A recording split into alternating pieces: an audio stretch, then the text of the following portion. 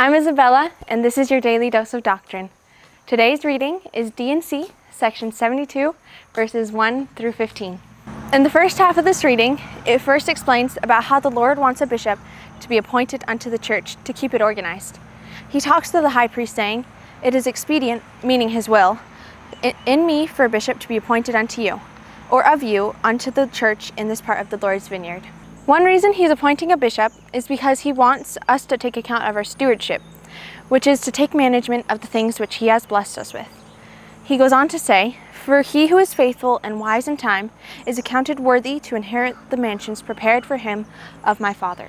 Through the bishop, we are able to be held accountable and receive these blessings. The Lord wants these accounts to be kept on record and given to the bishop in Zion. And the duty of the bishop shall be made known by the covenants which have been given and the voice of the conference. Then in verse 8, he ordains Newell K. Whitney to be the bishop of the church at this time, to hold this power and keep the records of our stewardship to keep us accountable. Another duty he gives to the bishop is to keep the Lord's storehouse, to receive the funds of the church in this part of the vineyard. These funds will be to administer their wants, like it says in verse 11. These will also be consecrated to the poor and needy and the good of the church. The Lord asks of us to pay for the things we receive.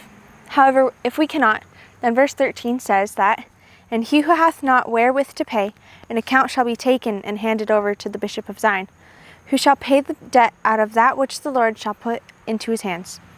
In verse 14, it also says that, "The labors of the faithful who labor in spiritual things shall answer the debt unto the bishop of Zion," meaning they will be the ones paying the debt.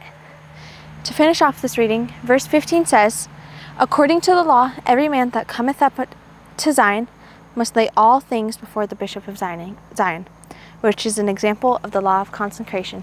Hello, hello, hello, hello, hello. Good?